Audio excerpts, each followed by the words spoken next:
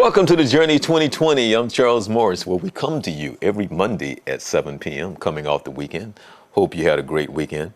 It's so funny because the idea that we're coming into spring and then summer will be here, and of course, Mother's Day is coming up, and that's always that's like one of the most important holidays out of the whole year. Period. So we're going to be on the lookout for Mother's Day. But I'm Charles Morris. This is the Journey 2020, where we've been around since 2013. And for those who watched the show last week, we had the person who came up with the idea and the name of the show. We add the 2020 just because we was trying to find a website that that was available. But he came up with the idea in the show, The Journey. And Dr. John Robertson is a clinical psychologist here in the area, and we've been knowing each other for many, many, many years. And he would come on as my guest back when I had my TV show for a period of some time, and mentoring kids and doing the things that we used to do. And so last week I asked him to come on to just talk about the coronavirus and the good, the bad, and the ugly, and how we are as a culture and around the world, how it affected us mentally, socially, psychologically, and so forth, and what's still going on. And so it was good to talk to him, but I also asked him, would he come back, because I wanted to have a conversation with him about 45, the psychological effect of 45, and the things that came out of him, and where it took us in the sense of the virus, and how it took off to be something political, where people could not use just plain common sense. But it also kind of revealed a lot of things that was kind of hidden underneath, that he woke up and then we really seeing a lot of people and who they are. So he's going to come back on and he's going to talk about that as well. So I'm looking forward to that. Now, we've been around since 2013. We started in the summer of 2013. And we've talked about some, any and everything on the Journey 2020, some fun stuff, some serious stuff. But more importantly, on today's show, I am so happy, and I am like really, I don't even know how to put it into words, because I get to talk to a friend of mine that we've been friends for since I'm gonna tell my age a little, but we've been friends since the 70s, right? And it's so funny, because there's certain things that just stick with you in your childhood. And I could be riding around and I have one of my moments that I would have with him.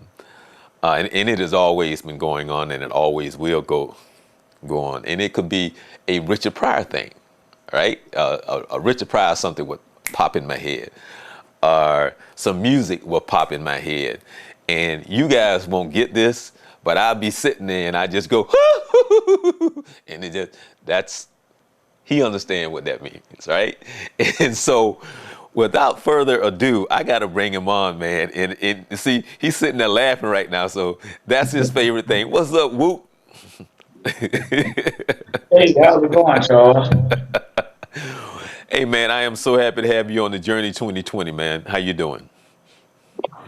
I'm fine, man. It's a pleasure being here. I'm glad to be here. Right, right. And Even though I had to come on with something, but I'm glad to be well, here.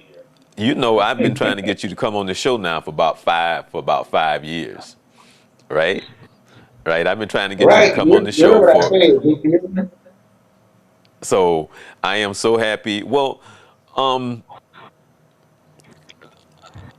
to be honest, Woo, I'm trying to figure out where to start with this conversation with you, because people have to know that we can't have this conversation without talking about where we're from. And so back in the day when we were kids, all right, and what I was telling you before, for a period of years, when people see us now, they don't realize that we were actually athletes back in the day, right? right? Absolutely. Right. And so they don't know that part of us in the sense of 24/7, 7 days a week, we we balled, right? So Absolutely. All the right, time. Basketball. right, right. And so the seriousness of how we were and how we took sports, just to see, I don't know if you remember this, but I'm going to get to why I really want you to come on the show, but I want you to see if you remember this. When CBS blocked the NBA games and wanted to show the Tarzan movies, do you remember when we wanted to go and burn CBS down and set the station on fire? I don't know if you remember that, but Absolutely. we were so Absolutely. angry that we couldn't watch the NBA games. But I'm going to tell you something. You and my brother was the two who turned me on to Dr. J, because Dr. J was in the ABA league at the time. And I don't know if you remember, but you used to drive your car around to try to get the AM station to sit and listen to the games in Atlanta. And we sit there by the radio and try to listen to Dr. J in the game. I don't know if you remember that. Yes. Yes, I remember it. Yes. I didn't think that you remembered it. Yeah, the good old days. Right, right. But and so we were young, and in our circle, it was you, Wallace, and then it was other people, from the neighborhood, because I was explaining to you how I grew up on two sides of Jacksonville, and people don't know that I played with some of the best basketball players in the world. They don't, it's easy to say, but it's true.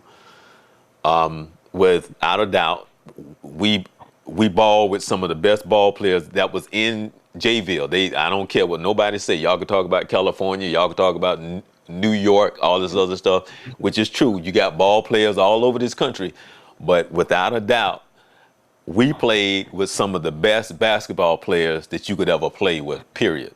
Period. Without a shadow of a doubt. So with that being said, we didn't get in a lot of trouble. Actually, we didn't get in any trouble. All we wanted to do, you was talking about you played and you out there in the sun coming up, right? I mean, you're playing in the sun coming Right. up, All right? night. All night. Right. So, All night long. okay. So let me, no, I said this to Wallace a while back, and I don't know if you will agree with me, but I'm going to get off of this topic in a moment, but I'm trying to paint a picture for the people. You had the car. We didn't. Wallace and I didn't have the car. You had the car, right? So Right. we used to get in your car and we'll drive around looking for games, trying to find the best competition, right? Right? Right. Oh, okay. Now I said this to Wallace, and I'm gonna see if you're gonna agree. I said this to him about a year or so ago. I said, Wallace, if we played if we played 100 games, okay? And I'm not exaggerating. I want you to tell me if I'm being truthful or not. If we played 100 games, we probably lost maybe 3 or 4.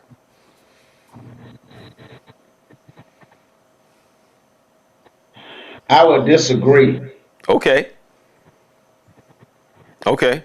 I would say we may have lost 7 or 8 100 games. Okay. Okay. Okay. So Okay. that percentage wise, yeah, you pretty accurate. Right. So I said 3 or 4, you say 7 or 8. Okay. All right.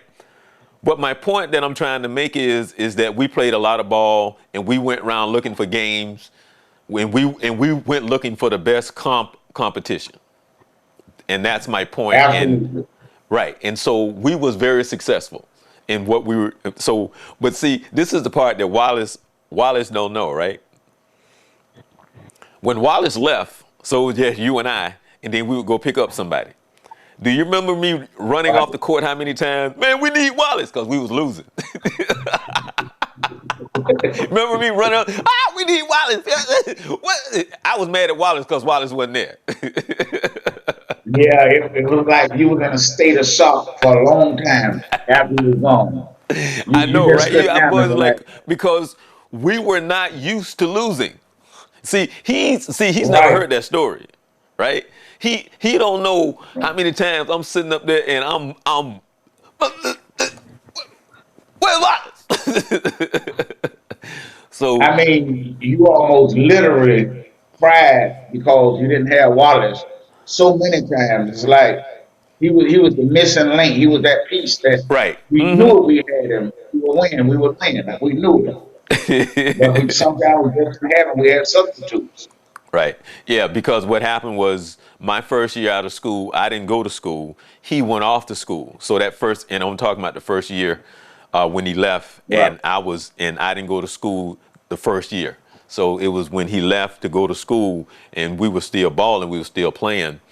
And the following year, I went off to college. Yeah. So I'm talking in that year span right there where I was about to have a heart attack. But I I was trying to paint the picture. And so we were good kids. We didn't drink. We didn't do a lot of things. We didn't socialize with bad people. We did what we did. And life is what it is in the sense that we all kind of go our separate ways and we form our families and relationships, and but we still hold on to who we are because you can kind of count your friends on one hand, right? So, Right. right. So, let me ask you something. When Wallace and I left and we were no longer balling the way that it was, what happened in sense of your time and how did it transform into whatever direction you went in? What was that? Because because you were still around in the sense of like you was coming to like to the games where Wallace played. You was coming to some of our games when in Daytona. So you were still in that circle to some degree. So as I went up north, Wallace went to Kentucky. We were no longer in the area. What transpired in your life? What happened? Uh, of course, it's a long story. uh, I still played ball a lot, and I gathered up other friends that all of us was common friends, and some of the guys out of the neighborhood, we rode and we played, and I was, I've always worked, so I stayed gainfully employed, and I still didn't do anything for a lot of years, like as far as indulge in drinking or drugging or anything like that, and I I guess as I grew older, I kind of like ran into life. I never really wanted to face the seriousness, and to settle down in life. I kind of like I've always wanted to run away or cover it up with having fun, good, clean fun, playing sports and playing basketball. And I got married, and I had a bad marriage. I think I contributed to the marriage being bad, and I bring that on myself. So things Hold on. kind of like Hold on. Wait a minute. I don't want to cut you off, right? But let me I say this want right you here. to. Yeah. Woo. I never knew you was married.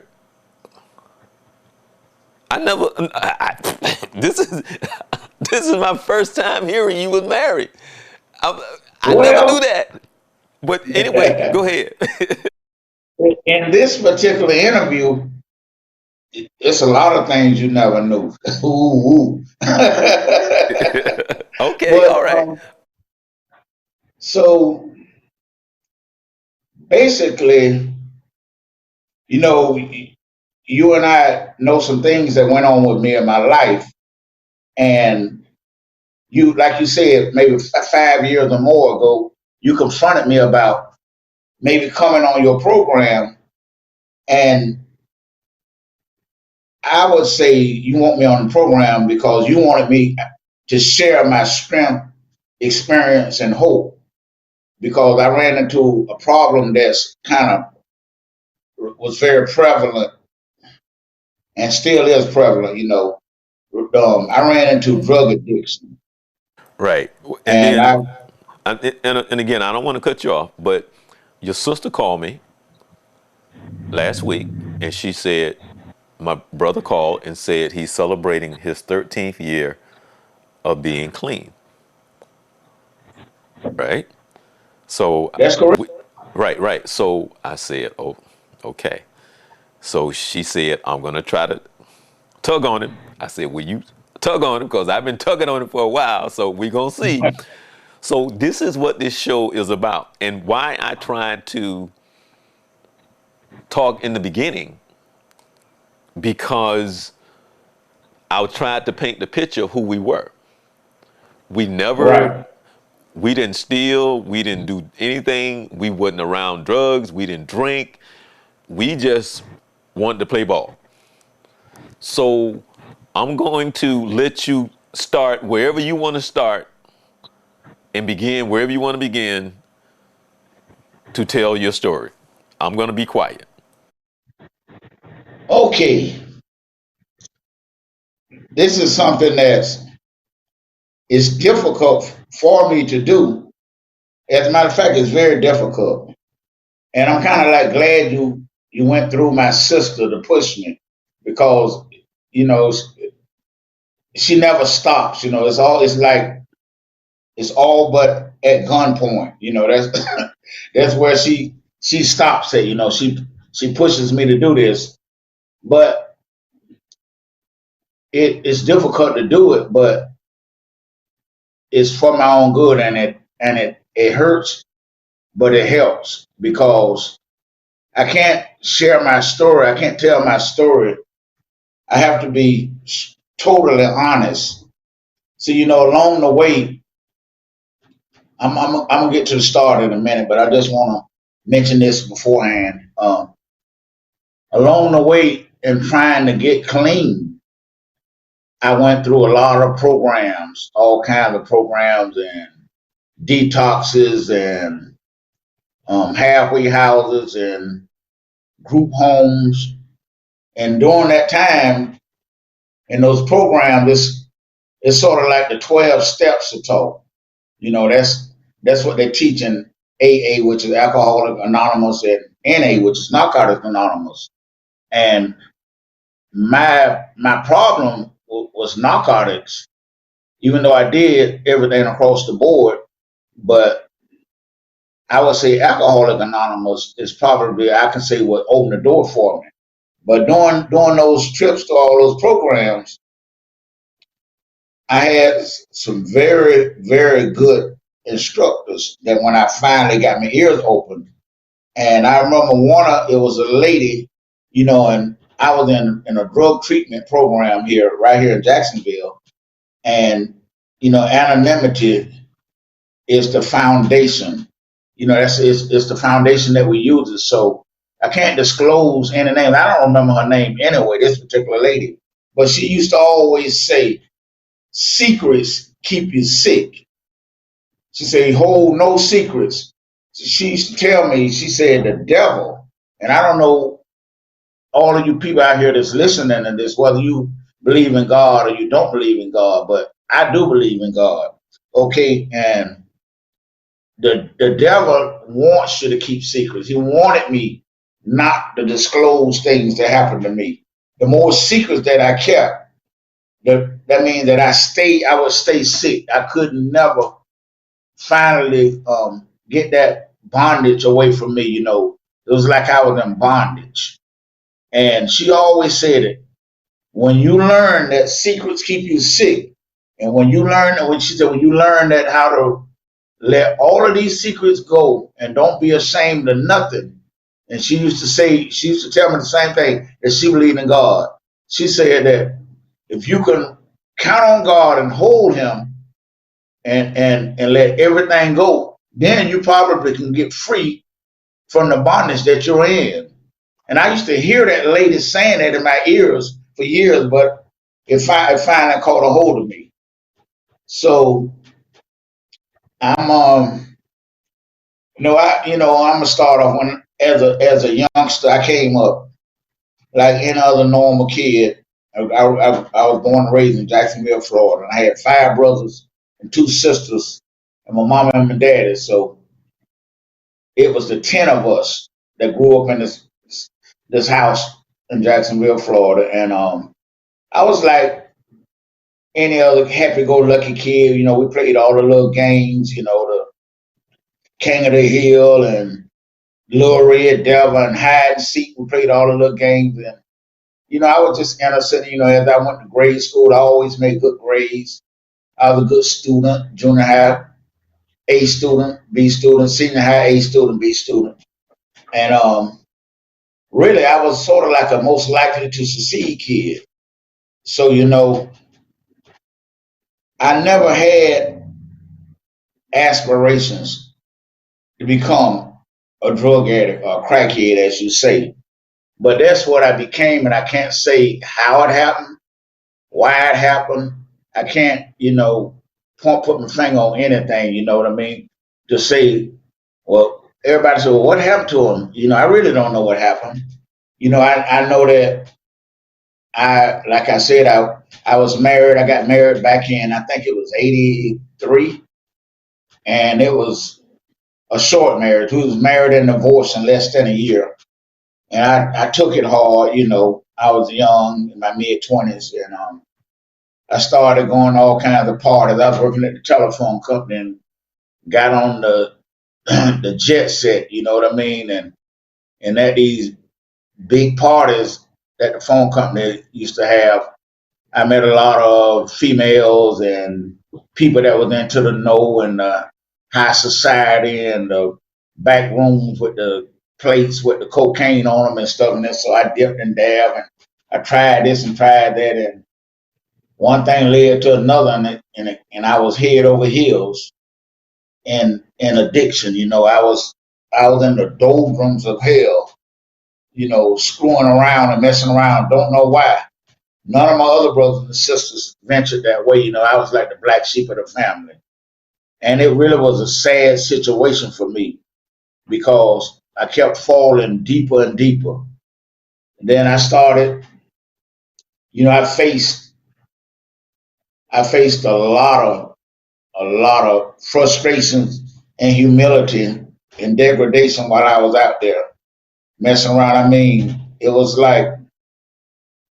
a tale of from riches to rags. I had things going for me. I had several bank accounts. I had cars, automobiles, I had apartments, I had condos, and I was doing pretty good, doing real good. And then I failed. I Woo, woo, failed hard.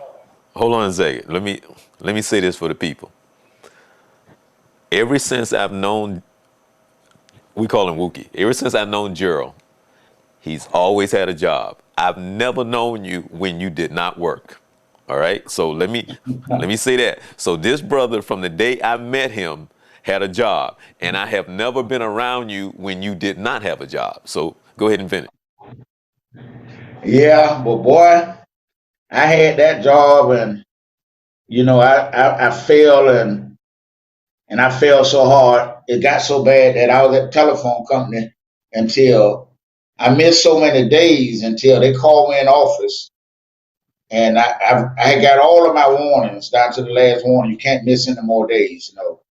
But I was using, I was on drugs, and I say this because I'm very aware that it's a lot of families that had had family members that were addicted to drugs, and you guys don't have a clue as to what happened to your loved one and what they were going through. So I'm gonna give you a little bit of what I went through, and maybe you can have hope when I finish this. For your loved one if they're still active, or for other people that you know, and then maybe you can understand. And you don't have to have empathy. You don't have to have anything. I just want you to hear my story, and maybe it'll help somebody along the way, free somebody else. It's all connected. And it was nothing that I was proud of.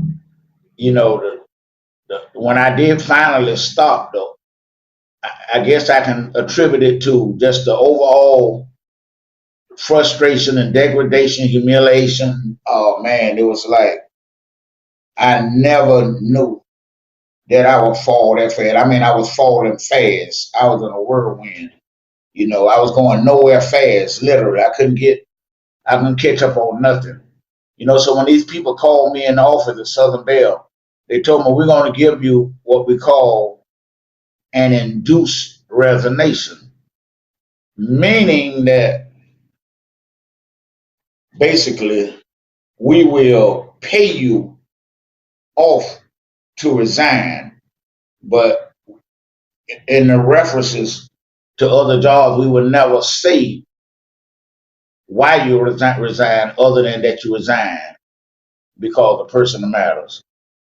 So, of course, me being sick as I was, couldn't control myself. I'm still using. Now that I'm broke, I done went through all my bank account, all my monies.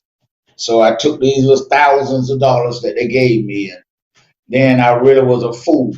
And now I'm in the darkness. I'm living to use, and I'm using to live. And it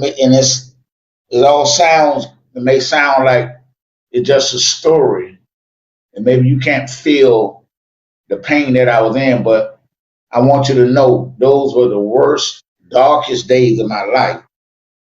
Um, it's I never knew that I would be homeless. I was homeless. I had to resign. I had to leave the telephone company. My dad was a longshoreman, and he was a retiree as a longshoreman. And I had that to fall on, so I wind up getting my longshoreman card way back in the day, like the mid-70s. So I had that to fall back on. But before I could do anything on a regular basis, I was dancing with the devil. I lost weight. I was like 80 or 90 pounds underweight. I was looking bad. I was looking crazy. I was calling humiliation to my family. I would call puzzlement and embarrassment to my parents, to my siblings. Everybody wanted to know what was wrong with Gerald, what happened to Gerald, what happened to Wookie. Woo, woo, woo. Let me say this right here for you. I'm going to let you finish. Years ago, and I know you don't know this, but I've always stayed in contact with Brenda. Brenda and I have always talked. All right. And when she moved here to Orlando years ago, I met her daughter, met her daughters. So we've always stayed in contact. And the other thing too that I didn't mention was that your mom and my mom have the same name. Your mom and my mom grew up knowing each other, which was kind of like interesting that they both was from Perry, Florida, and your mom knew my mom, you know. And so I didn't mention that. So, but over a period of time, and I would ask Brenda, this was years ago, because I always asked about you, of course. And there was Right. times when I asked about you, she would go, Charles, you don't know Wookie right now. And that's what she would say. She would say, you don't know him right now. You don't know him right now. And that's all she would say to me. She would just say, you don't know him right now. Go ahead and finish. I'm sorry. Yeah, that's okay. I appreciate. I'm glad that you're coming in. I'm glad that you're saying these things. Yeah, but I was well aware that you were contacting her. I knew all of this, you know, before, during, and after, you know. But I was too far gone. I wasn't trying to straighten up, and I say I wasn't trying, but man, I was on skid row. I'm talking about this was like I was a bomb. I used to I used to wear the same clothes for weeks at a time. I had body odor. I used to go to blood plasma places donating blood 2 and 3 times a day. It had gotten so bad and to the point that I passed out on Riverside Avenue one day. The rescue woke me up trying to revive me. And I used to I used to soil my clothes because like you see these people that sometimes that looks real bad and real dirty and just like grotesque sometimes on the side of the highway, and they have signs that say we'll work for food and that type of stuff. Well, I was one of those. I turned into one of those people. I was like, when the time that I did try to show up to a family function when I could stop for a minute, I can remember overhearing my mom and my aunts. They was in the back bedroom, and I could hear my mom saying, "I just don't know what happened to that boy. I don't know." And what she don't know is that I didn't even have a clue as to what happened to me. You know, I used to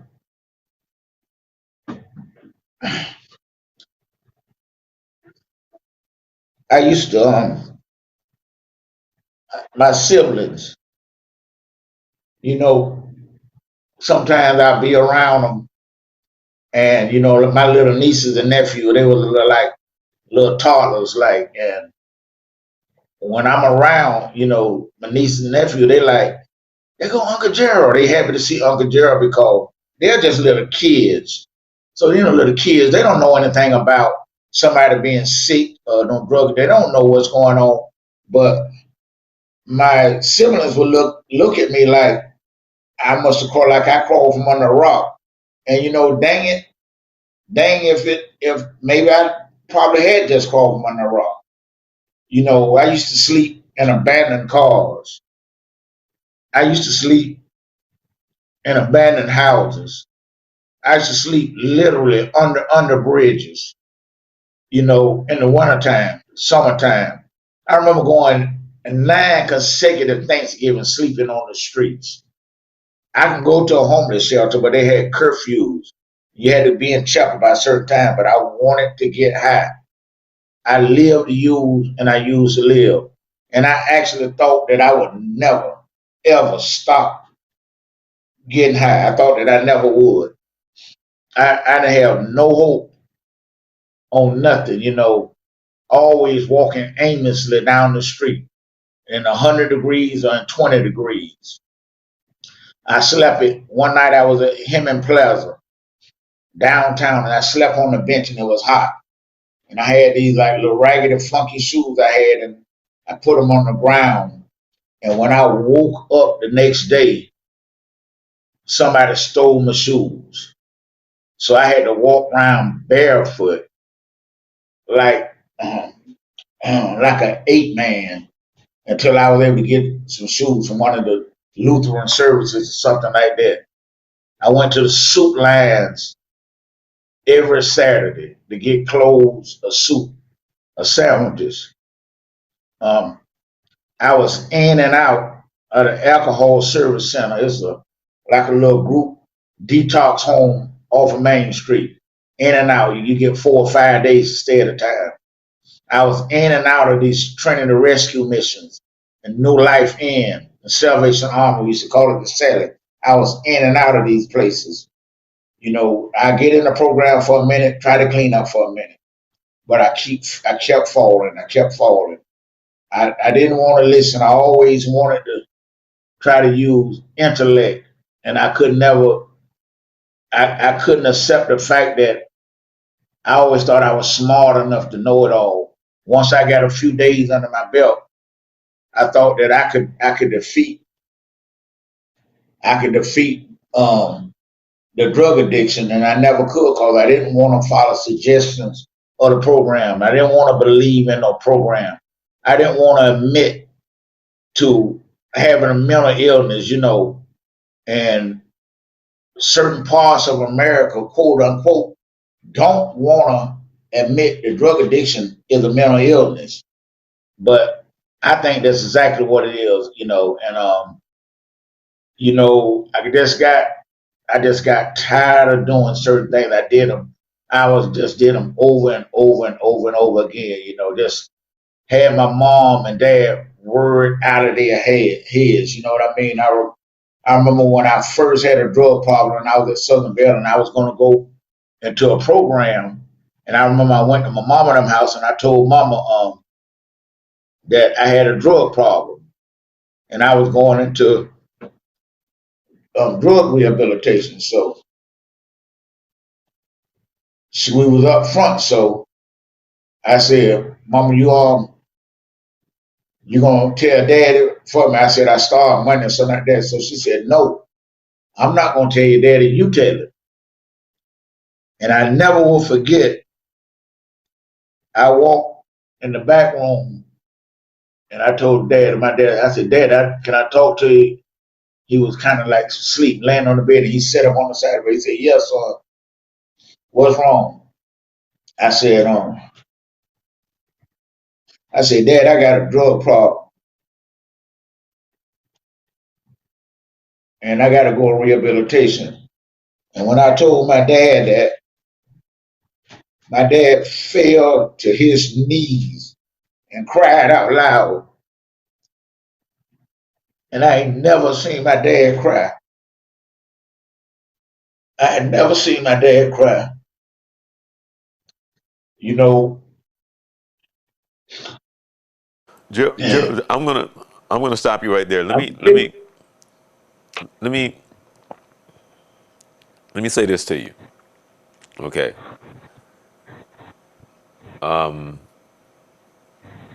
I've always loved you. And I will always love Wallace. You guys are like brothers to me. There's not a day yeah, that goes by in my life that I don't think of us, you, Wallace, and other people who have made an impact on me in the memories that we have that will same here, but what that will be there to the day that I die. Okay? So my heart is hurting I because know, I no no know. no no no no let me no, no my heart is hurting, but the other side of that too is you still here. Now, Amen. life is life. There's nothing new under the sun. But as you tell your story, what people don't understand is your spirit. You don't go and sit here, tell this story if you don't have a strong spirit. Because there's a lot of people would have been taken out by now. Okay? So Yeah, understand that part. thank you. Right. So, and I remember you telling me this, so I'm going to I want you to start from when you started to pick yourself up. Because you said to me about 3 years ago, I want to come on your show because I want to help people. But see, that's what I mean by your spirit. So Okay, I've all, but see, the funny thing is, between the three of us, between the three of us, you, myself, and Peter, I call him Wallace, Peter, your spirit has always been strong. Out of the three of okay. us, out of the three of us, you would be the loudest, You without a think? doubt. Without the Out of the Yeah, three of I'm us, getting. no, no, no. Yeah, Out of the three of us, Wallace and I was very quiet on the court. You was the only one that yeah. talked. So, what I'm saying is, it's because of your spirit that you're still here. But I want you to tell us how you pick yourself up. But before you Okay, do, no, but before you do, I want you to see somebody. Okay? See that guy right there? Do you recognize him?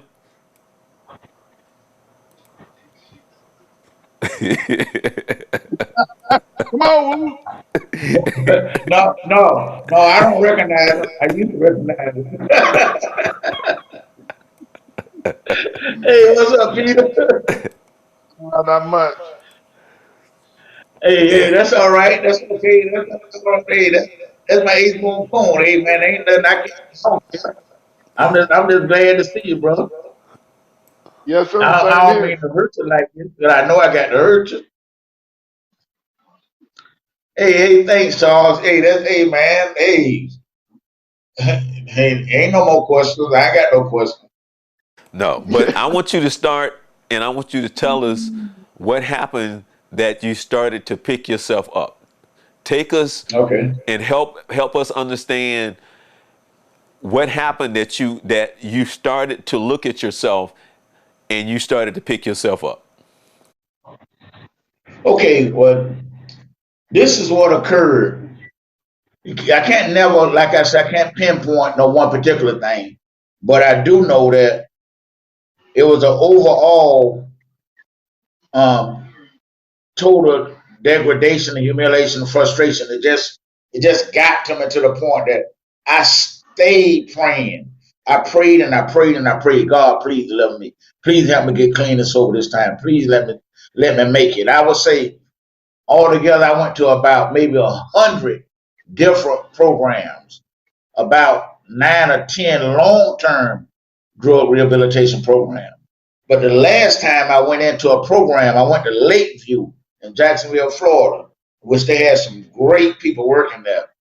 And this lady told me, she said, Gerald, what are you gonna do different this time?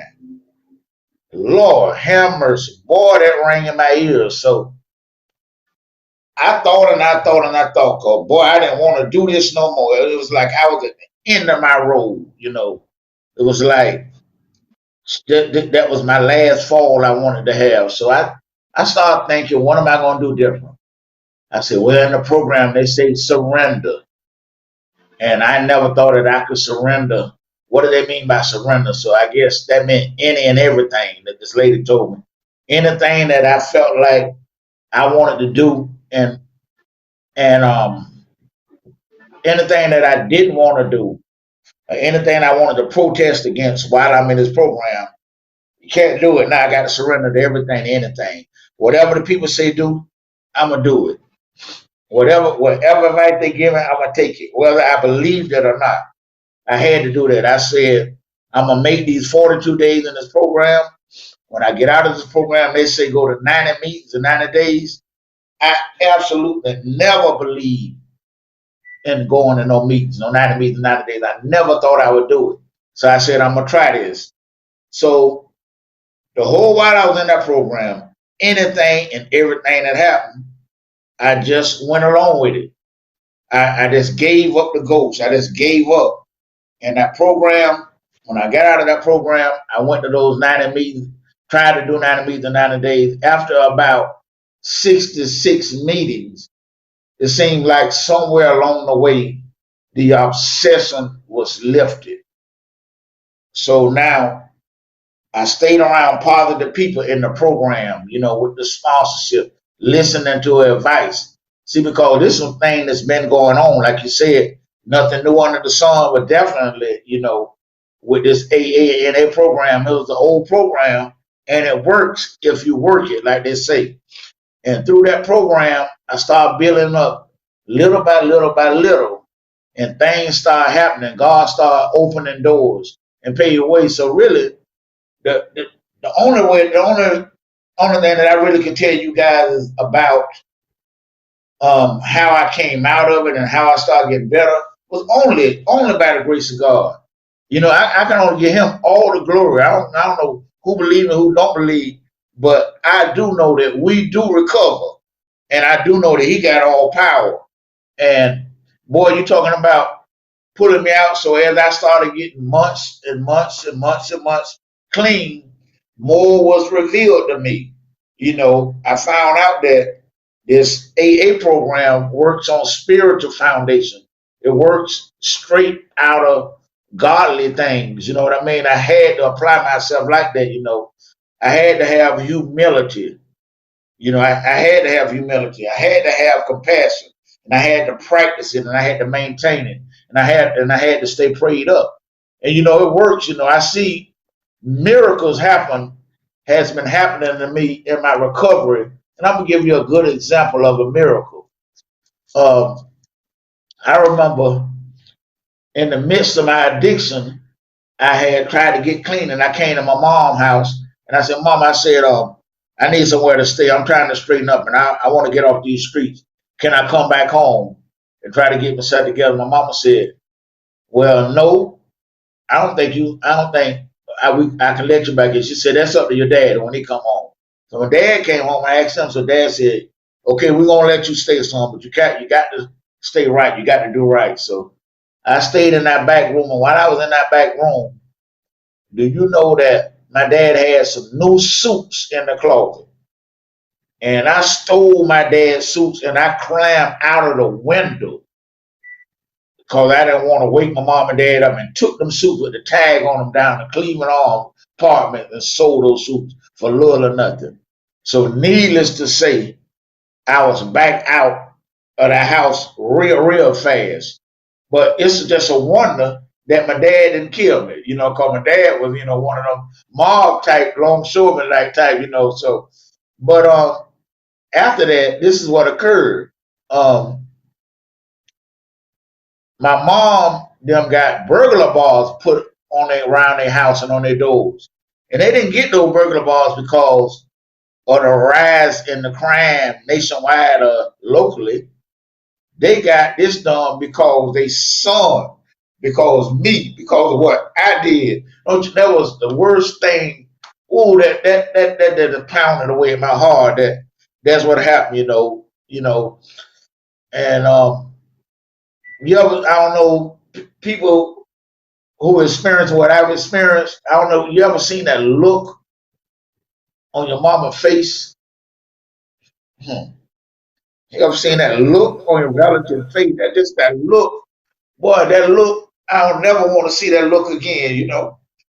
I don't never want to see that look again. And by the grace of God, I don't have to see it because we do recover. But I remember my mama, after I got clean, by 5 years I was clean. So she said, "Gerald, wait, I was at work." She said, "When you get off work, you got some mail. I need you to go ahead and get your mail." So I go over when I get off, and just sitting there chatting with mom. I was over there for about 2 or 3 hours.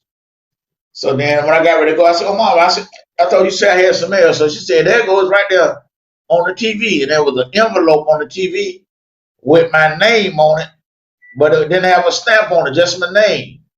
And I opened the envelope up, and the key to my mama's house was in the envelope. So, boy, you talking about that? Now talking about tears of joy, of happiness. That brought joy to me because now my mom is once again relaxed enough that she trusts her son again. Like, okay, I got Gerald back. I got him back. And the same applies with my brothers and my sisters and my siblings and my cousins. And I still got my relatives still thanking me, patting me on the back. "Hey man, what a terrific job that you done. Keep up the good work." And it's like I got so many well wishes on that 13-year clean and sober anniversary to, man. It was like, oh man, y'all couldn't even imagine the joy, that I have now, being clean and sober, the joy that he brings to me. I never knew I could see so clearly. To still have you and Wallace in my life now as friends and talking with a sober head. So I don't care what the devil did to me to put in my past or to put me through. It ain't there no more. I ain't got to see that no more. Because we do recover. And I give him all the glory. And I'm so grateful to God that I'm here and that I made it through that storm. And I want anybody and everybody to believe there's always hope. Because if one person can recover, then another one can. You got to believe Um, it. And I'm right. just so grateful. Let me ask Wallace. Wallace, I have a couple other questions, but do you have any questions for Whoop? Well, yeah, I do. I'm just curious because way we play ball, did things, and everything. We never stopped by a store or anything, or in the hood to look for beer or any kind of dope or anything. My whole thing is when did you entertain the thought of that's what you needed? Probably when I have female troubles, and what we it's another name for kind of problem we call it, but we'll just say when I had female problems, the female problems will lead to on the brinks to the brinks of hell if you let them. I don't know. It's just a cop out. You know, it was something I wanted to do, just trying things, just being around certain people, just and wanted to dip and dab. I don't even have a clue because, like you said, Wallace, we never we ain't make no beer runs and no beer stop. We made soda stops. We That's made right. food stop. That's all we did. So I That's can right. imagine you Steak guys and were egg. really bad. You know, you Yeah, guys we and put I'm steak just as and bad. egg. No, I don't. Yeah, we put steak and egg on the map. But Huh? but but Peter, I, Well, I you know what? I probably can answer that question for you. Gerald personality is like this, and this is just me speaking. Now I could be wrong, Whoop. Gerald personality is like this. You know what? I'll do this, and this will not hook me. I'll do it, but I will not get hooked. I could be wrong, but his personality is, yeah, I do it, but it won't hook me. That's probably the answer to your question, Wallace. If anything, I would say on the contrary.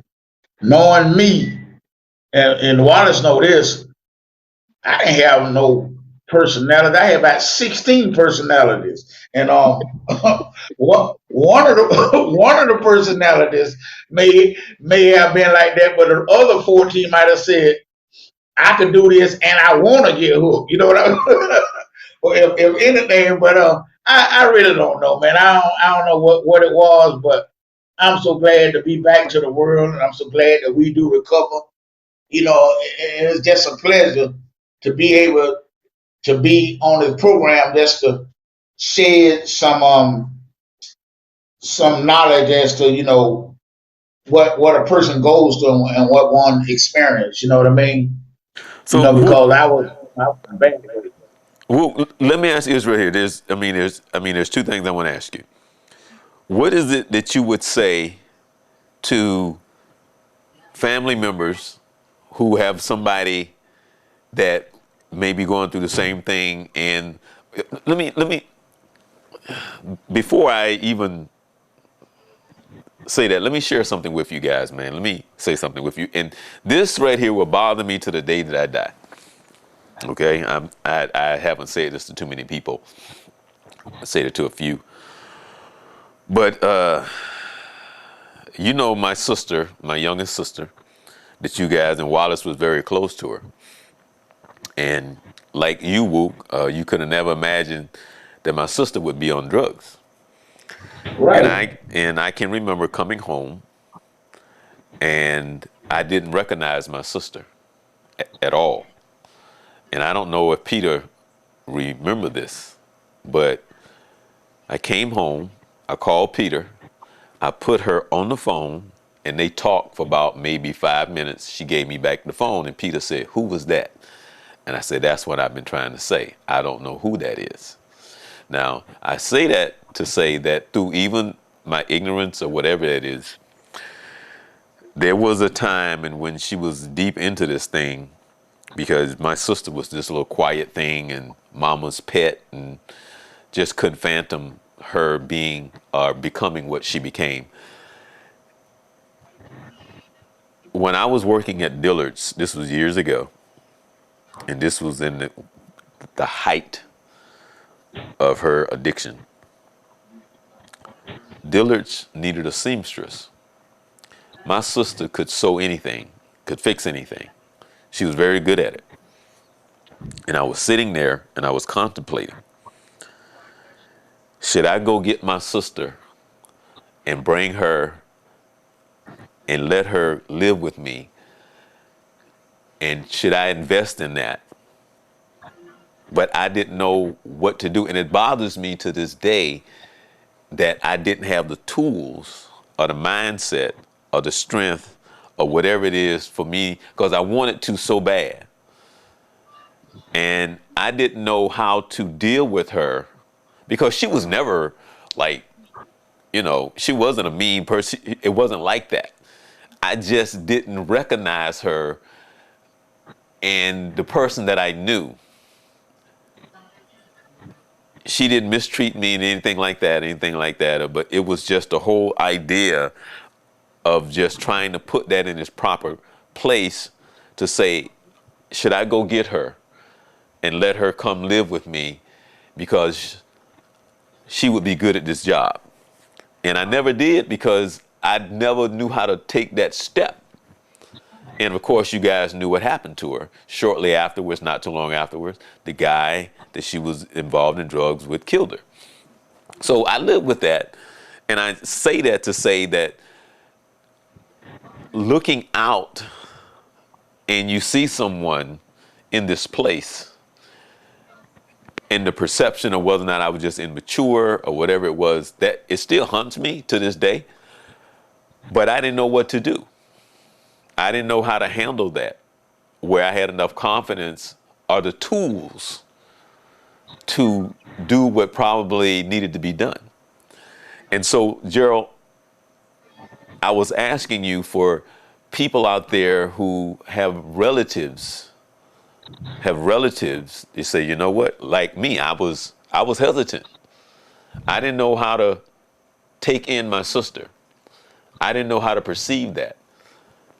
I was just naive and uncomfortable with this person that I didn't know, recognizing that the person that I did know, I didn't see that person anymore.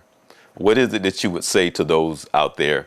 And then I want to ask you for those who don't think there's hope. So address the first one about the relatives and then address hope.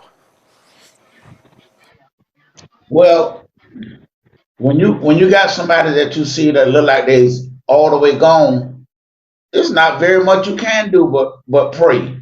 It's no real answer to it. All you can do is try to pray and give them good, orderly direction, which is also the acronym for God. Try to lead them in the right way and pray for them, and hopefully they can get involved in some kind of faith-based type program. That that would be about the only thing I can do because I never believed in the program. Even though I did the programs, I ain't believe in them. But the program what got me free. To get them in a halfway house. A halfway house is always good because they have structure. Halfway houses have structure. They got curfews, they got meetings, and in the midst of it, most people, most normal, quote unquote people, they can catch it and get it.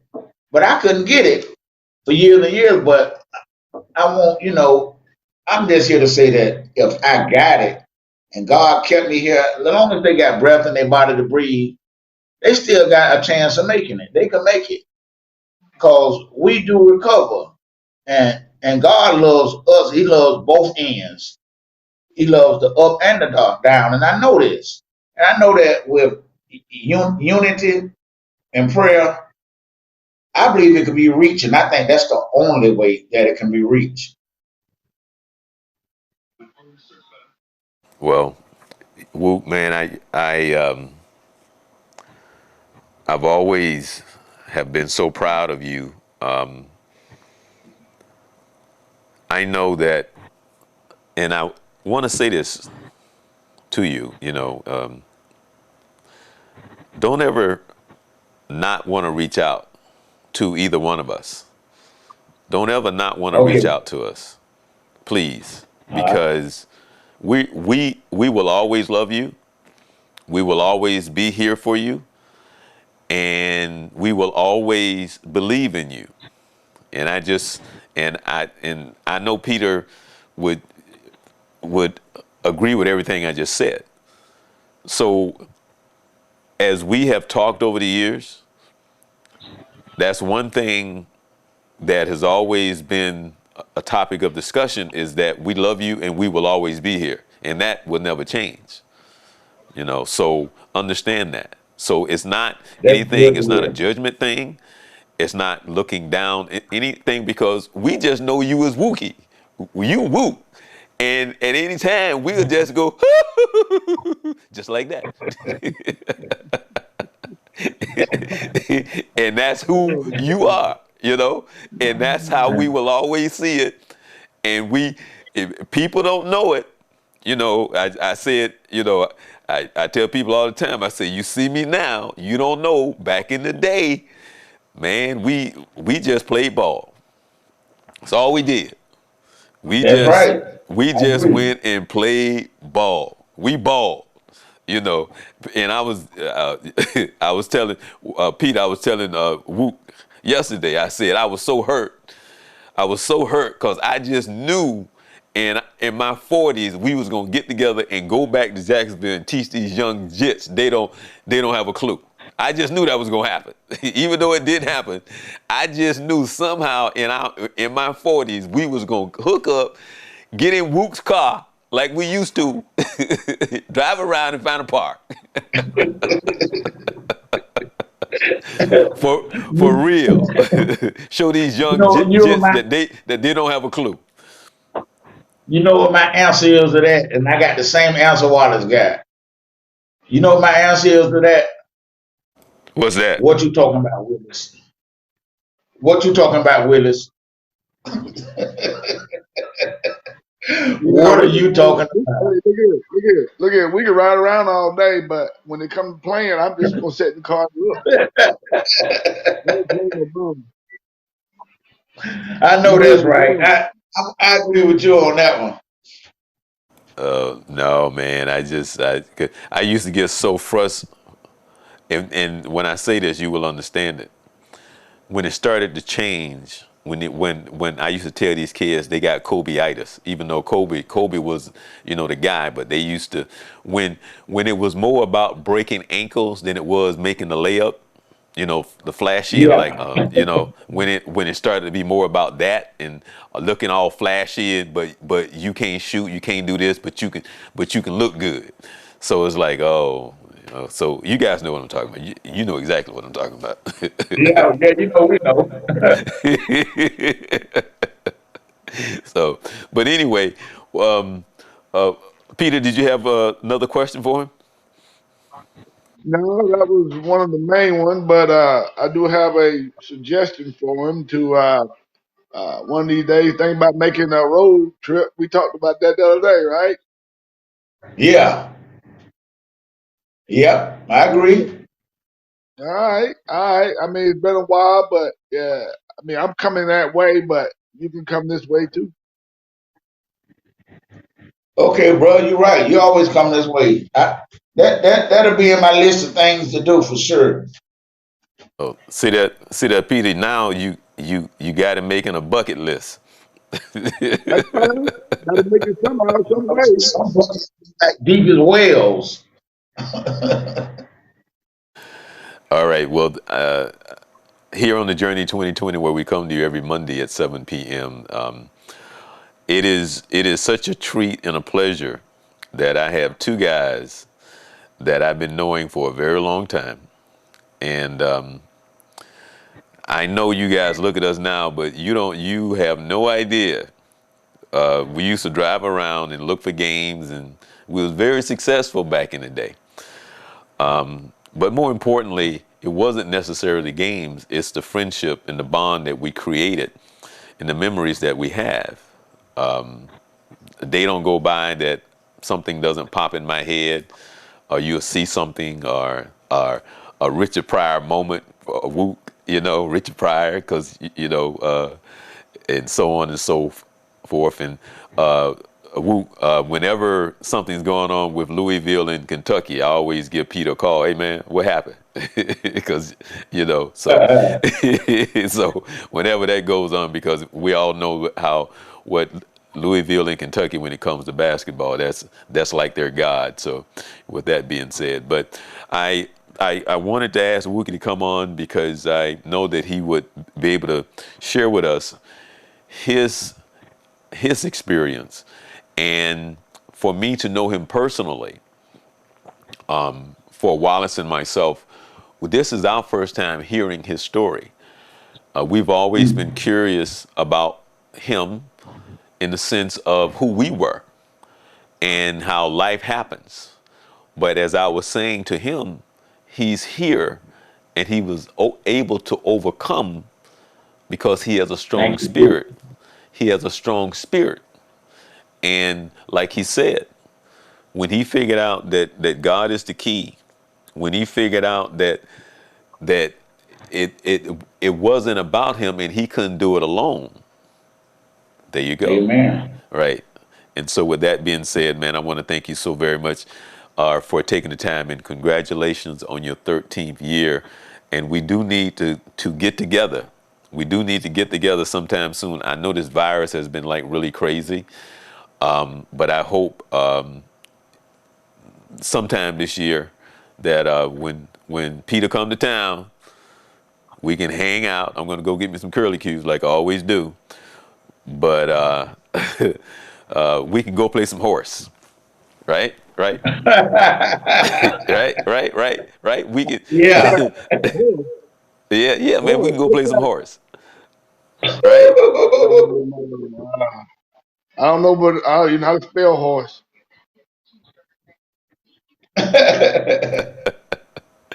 Mm. All right. Well, before we get out of here, is there any last things that you want to share with us for those out there that may be going through the same thing, or any other advice that you would have for those who have walked in the path that you have walked in, or in a certain situation, family members or somebody that have given up hope? Yeah, just like I was saying though, secrets keep you sick, and the less secrets that you hold in, the more speedier to your recovery. I think of getting out of whatever bondage you might be in. So you just have to let it go sometimes, you know. Like the devil don't want me to let share what I shared, but I had to say what I had to say, and I feel better. I don't feel no kind of way embarrassed or nothing bad because I know that it freed me, and I know that you guys are glad that I'm back to the world. So, I just thanks a lot. It was a pleasure being here. Pleasure being able to let you guys know something about me that you didn't know. Yeah. Well, the important thing, Wook, is that you're still here, and the important thing is that you are 13 years strong. That's Thank that's the you. most key important thing about this conversation, and that there's hope, and that despite everything that you say, you still Wook, man. You still Wook. Thank you. Yo. All right, guys, do not disconnect. Stay there. Let me do my little close, and I'm going to get back with you guys. So stay there. All right. All right. All right. This is the Journey 2020, where we come to you every Monday at 7 p.m. We're happy, and I'm so happy that we're able to have Wookie on, and Gerald. We grew up in Jacksonville together. It's funny how life is. You you spend this time together, then life happens, and then you go on to your way to live your life. And then the funny thing is, what I didn't ask him, and I didn't ask Peter, but maybe we'll get him to come back on the show, because the minute he said he was married, okay, that was kind of like, huh? And then the idea, because we grew up as kids, and then you come to find out that they have kids, like, and I'm trying to picture like my brother. My brother have like 5 kids, right? I know him as my little brother, but he's a great father, so on and so forth. But the idea of us being kids, and now you be like, wait a minute, they got kids now. So that is kind of like, wow. But anyway, with that being said, for questions, comments, and concerns, you can always hit us up with an email if I can find it. Of course, you can hit us up at thejourney2020@gmail.com. And like I always say, the word comes by hearing, and hearing by the word of the Lord. I say to everybody, please enjoy the rest of the week, and you be blessed.